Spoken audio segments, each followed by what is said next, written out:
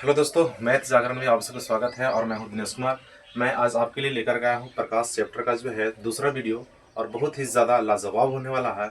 आप शुरू से लेकर के लास्ट तक ज़रूर देखिएगा, नहीं तो लास्ट में पछताइएगा, क्योंकि ऑब्जेक्टिव जो है बहुत ही ज़्यादा छटे हुए हैं। ठीक है ना, आपको छाटने में बहुत ही ज़्यादा मेहनत लगेगा, लेकिन मैंने खुद से मेहनत करके जो है ना आपके लिए जो है ऑब्जेक्टिव क्या करवा रहा हूँ, प्रोवाइड करा रहा हूँ, ताकि आपको जो है शुरू से लेकर के अंत तक क्या करें, ये चीज़ को देखते चले, चाहे किसी प्रकार कोई दिक्कत नहीं हो सके। तो आइए मैं आज आपको वीडियो के माध्यम से जो है ना मैं आज को सिखलाने वाला हूं। लेकिन हाँ, उससे पहले आप अगर मेरे पास चैनल पर अगर पहली बार होंगे तो मेरे चैनल को सब्सक्राइब कर लेना, और अगर वीडियो अगर अच्छा लगता है तो वीडियो को लाइक ज़रूर कर देना और दोस्तों तक शेयर करना। तो आइए मैं आज आपको सिखाने की कोशिश करता हूँ। ठीक है ना, लाइट चैप्टर का जो है दूसरा वीडियो, मतलब कि दूसरा पार्ट होने वाला है। तो आइए मैं आज आपको सिखलाता हूँ शुरू से लेकर के लास्ट तक। हमने पार्ट 1 में जो है ना कुल 27 से 28 जो क्वेश्चन जो है मैंने क्या किया उसमें बतलाने की कोशिश किया है। और इसमें टोटल जो है आपको ना 14 से 15 क्वेश्चन क्या हो सकता है देखने के लिए मिल सकता है। बस इतना नहीं, प्रकाश चैप्टर जो है ना टाटा बाय बाय कर देगा आपके लिए। ठीक है ना, आइए आप मेरे साथ बने रहिए। देखिए आज का हमारा क्वेश्चन होगा, कल मैंने आपको बहुत कुछ सिखाने की कोशिश किया था कि उत्तल दर्पण में प्रतिबिंब कैसा बनता है, अवतल दर्पण में प्रतिबिंब कैसा बनता है, समतल दर्पण में कैसा प्रतिबिंब बनता है, अवतल दर्पण किसे कहते हैं, समतल दर्पण किसे कहते हैं और उत्तल दर्पण किसे कहते हैं, उसकी दूरी क्या होती है। ठीक है ना, ये सभी चीज़ मैंने कल जिक्र करने का काम किया था। चलिए आज भी कुछ मैं आपको विशेष सिखला करके जाऊँगा। मैं आ गया हूँ तो विशेष कुछ न कुछ सिखला करके जाऊँगा, ये मेरा पूरा वादा है। आइए आज का हम पहला सवाल की ओर चलते हैं। देखिए आज का हमारा पहला सवाल क्या कहता है कि जो रेखा वक्रता केंद्र और ध्रुव से गुजरती है। ठीक है, जैसे देखिए यहाँ पर मैं आज कुछ डिस्कस भी करूँगा। ये हमारा दर्पण है। ठीक है, ये हमारा क्या चीज़ है, दर्पण है।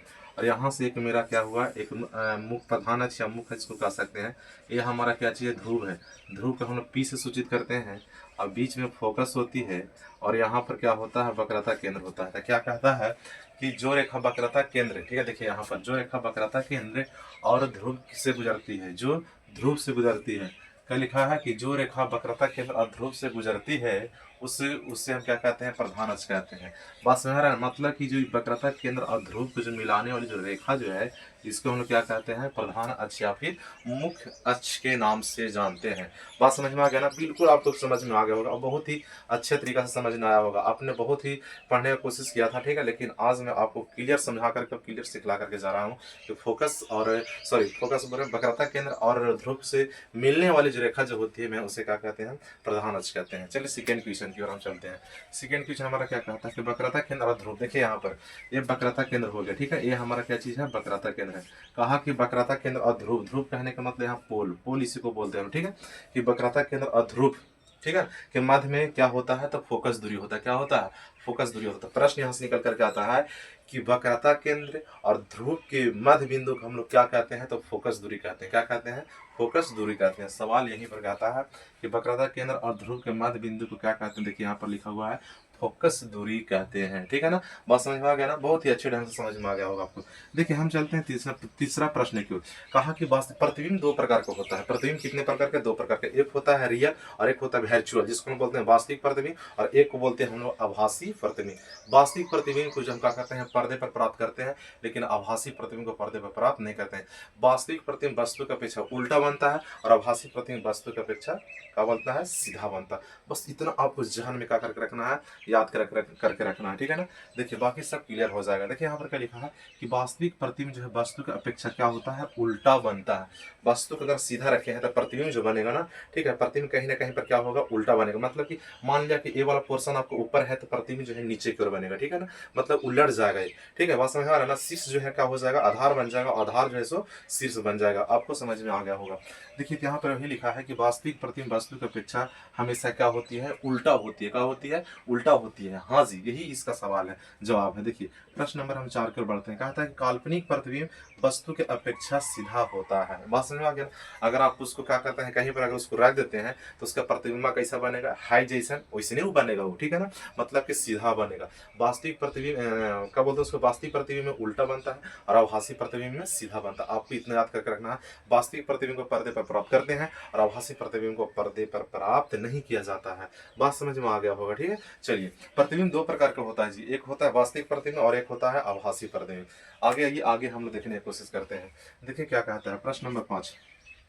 उत्तल दर्पण का फोकस दूरी धनात्मक होता है। ठीक है, उत्तल दर्पण का जो फोकस दूरी जो होता है क्या होता है, धनात्मक होता है। उत्तल दर्पण की फोकस दूरी धनात्मक कहने का मतलब पॉजिटिव होता है। क्या होता है, पॉजिटिव होता है। और ठीक इसका विपरीत आए कि अवतल दर्पण की फोकस दूरी ऋणात्मक होती है। अवतल दर्पण की फोकस दूरी ऋणात्मक होती है और उत्तल दर्पण की फोकस दूरी धनात्मक होती है। आप यहाँ पर देख सकते हैं कि उत्तल दर्पण की फोकस दूरी क्या होती है, धनात्मक होती है। बस आपको इतना कॉपी और पेन लेकर के बैठ जाइए, आप शुरू से नोट करिए और बहुत ही मतलब कि मजा आएगा एकदम। ऑब्जेक्टिव हर कोई इतना बारीकी से छाट करके नहीं देता है, लेकिन मैं जब दे रहा हूँ तो उस चीज़ को आप क्या कीजिए, नोट कर लीजिए, ताकि आपको समय जब तक आप पढ़ाई में लगे रहें तब तक आपको क्या हो सकता है, मतलब कि याद हो सकता है, आप याद कर सकते हैं। हमें तो याद है, ठीक है ना। मैं आपको यहाँ इसलिए पहले से लिख करके रखा हूँ ताकि वीडियो लॉन्ग ना हो जाए। नहीं तो मैं तो शुरू से डिस्कस करने का मतलब कि मैं क्षमता रखता हूँ, आपको शुरू से लेकर के लास्ट तक समतल, उत्तल और अवतल को मैं खत्म कर देता, लेकिन कहीं पर वीडियो लॉन्ग ना हो जाए, जिसके चलते मैं शॉर्ट के रूप में पहले से ही इसको क्या कर दिया, बोर्ड पर लिख लिया हूँ। आगे चलिए, आगे क्या होता है हमारा अवतल दर्पण। अवतल दर्पण जो है क्या होती है, फोकस, अवतल दर्पण का फोकस दूरी क्या होता है, ऋणात्मक होता है, मतलब कि माइनस में होता है। क्या होता है, माइनस में होता है। उत्तल दर्पण की फोकस दूरी धनात्मक और अवतल दर्पण की फोकस दूरी ऋणात्मक होता है। चलिए आगे, ये मोस्ट इंपॉर्टेंट प्रश्न है, ठीक है, कि दर्पण सूत्र कोई पूछेगा कि दर्पण सूत्र क्या होता है, आप बता दिए। दर्पण सूत्र में तीन चीज हम लोग के अवेलेबल होता है। एक होता है फोकस, एक वक्रता, एक फोकस, एक प्रतिबिंब दूरी और एक वस्तु दूरी, ठीक है ना। तो फोकस कहने का मतलब होता है कि 1/1 बराबर होती है 1/v प्लस का 1/u, जिसमें हम लोग का प्रतिबिंब दूरी भी शामिल होती है और वस्तु दूरी भी शामिल होती है, तब जाकर के फोकस दूरी पता चलता है हम लोग को। ठीक है, तो यहाँ पर देखिए 1/a बराबर 1/v प्लस 1/u हो जाता है, ये कहलाता है दर्पण सूत्र। ठीक है, चलिए आगे क्या कहता है प्रश्न नंबर 8 में कि गोलीय दर्पण की फोकस दूरी वक्रता की त्रिज्या क्या होती है, आधी होती है। आधी कहने का मतलब कि f बराबर हम इसको शॉर्ट में r/2 कह सकते हैं। जैसे अगर मैं आपको बोल दिया कि फोकस दूरी जो है, मान लिए कि फोकस जो है, ठीक है, 20 सेंटीमीटर, कितना है, 20 सेंटीमीटर है, तो मैं आपसे पूछ लूँ कि पता है त्रिज्या कितना हो, आप सिंपल वे में कह देना 10 सेंटीमीटर। कितना हो जाएगा, 10 सेंटीमीटर है। क्यों, कि फोकस दूरी जो है वक्रता क्या बोलते हैं, फोकस दूरी जो है वक्रता त्रिज्या का होता है, आधा होता है। अगर 8 सेंटीमीटर है तब त्रिज्या अगर 8 सेंटीमीटर है, समझ रहे हैं ना, त्रिज्या अगर 8 सेंटीमीटर है तो क्या हो जाएगा, फोकस दूरी क्या हो जाएगी, आधी हो जाएगी। बस समझ में आ रहा है। त्रिज्या अगर 8 सेंटीमीटर है तो फोकस का हो जाएगा 4 सेंटीमीटर, अगर 10 है तो 5 सेंटीमीटर हो जाएगा। मतलब फोकस जो है वक्रता त्रिज्या के सिर्फ आधा होता, आप उसे आधा कर दीजिए, ठीक है, ऑटोमेटिक फोकस जो निकल करके चला आएगा।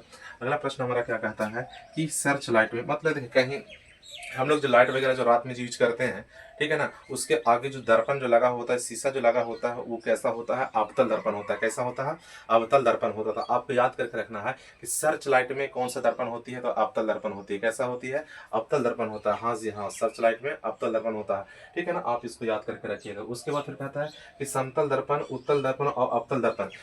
समतल दर्पण, उत्तल दर्पण और अवतल दर्पण तीनों एक ऐसा दर्पण है जो क्या करता है, अपने आप में प्रतिबिंब कैसा बनाता है, आभासी बनाता है। कैसा बनाता है, आभासी बनाता है। समतल, उत्तल, अवतल। पूछेगा किस दर्पण आभासी प्रतिबिंब बनता है, तो आप कह दीजिएगा कि तीनों दर्पण में, मतलब कि समतल दर्पण, उत्तल दर्पण और अवतल दर्पण जो है, तीनों दर्पण में कैसा प्रतिबिंब बनता है, तो आभासी प्रतिबिंब बनता है, मतलब कि काल्पनिक प्रतिबिंब बनता है। इसी को हम वर्चुअल इमेज कहते हैं, ठीक है ना। चलिए यहाँ तक आपको याद हो गया है। हम चलते हैं आगे की ओर। प्रश्न नंबर हमारा 11 होगा, काल्पनिक और हास्यरस। देखिए एक होता है काल्पनिक या फिर एक उसको क्या बोलते हैं, हास्यरस, और एक होता है आवर्धित। तो हास्यरस का मतलब होता है, आप कॉपी में नोट कर लीजिए, हास्यरस का मतलब होता है छोटा और आवर्धित का मतलब होता है बहुत ही बड़ा, ठीक है ना। हास्यरस कहने का मतलब छोटा और आवर्धित कहने का मतलब बहुत ही ज्यादा बड़ा हो जाता है, ठीक है। देखिए यहाँ पर क्या कहा कि काल्पनिक और हास्यरस प्रतिबिंब, ठीक है ना, किस दर्पण में बनता है, तो आप कहिएगा उत्तल दर्पण में, ठीक है। यहाँ पर देखिए इस सवाल का जवाब हो जाएगा, ठीक है, कि काल्पनिक और हास्यरस प्रतिबिंब किस दर्पण में बनती है, तो उत्तल दर्पण में बनता है।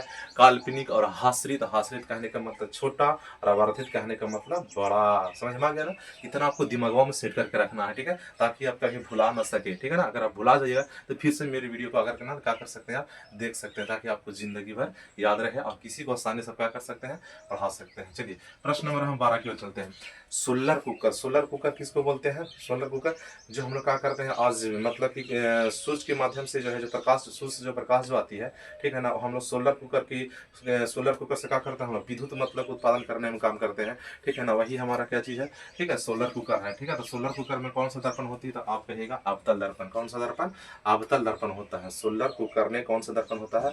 आप कहोगे अवतल दर्पण। आप क्या कहोगे? अवतल दर्पण कहोगे। एकदम आपको घूमना नहीं है, ठीक है। कि सोलर कुकर में कैसा सौर सेल, उसी को बोलते हैं हम लोग, सौर सेल में कैसा दर्पण होता है, तो आप कहोगे अवतल, आप कहोगे अवतल, आप कहोगे अवतल दर्पण।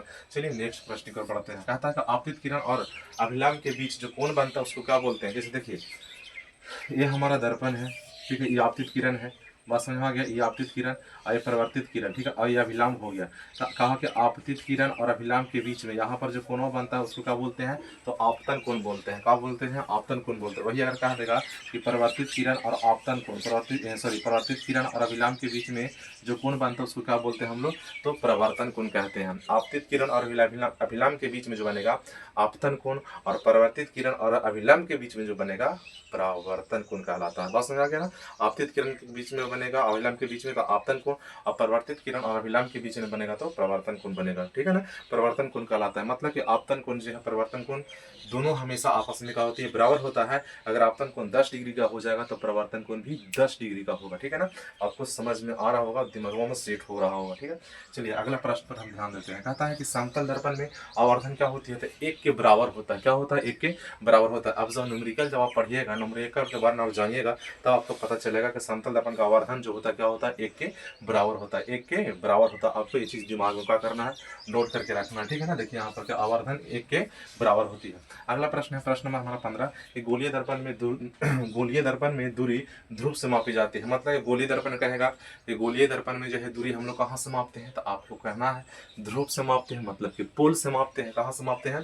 पोल से मापते हैं। गोलीय दर्पण में जो है दूरी कहाँ से मापते हैं? ध्रुव से मापते हैं, मतलब कि पोल से मापते हैं। ये आपका क्या हो जाएगा, सवाल का जवाब हो जाएगा, ठीक है ना। मैं आशा करता हूँ कि आपको बहुत ही ज्यादा क्या होगा, मतलब कि आसानी से याद हो गया होगा। लेकिन हाँ, 2 सवाल इसमें मैं और बतलाना चाहता हूँ। जैसे देखिए, अगर आपसे पूछेगा कि बताइए उत्तल दर्पण को कौन सा दर्पण कहते हैं, उत्तल दर्पण को, ठीक है, उत्तल दर्पण को कौन सा दर्पण कहते हैं, तो आप याद रखिएगा अपसारी दर्पण। उत्तल दर्पण को अपसारी दर्पण कहा जाता है, अपसारी दर्पण कहा जाता है, ठीक है।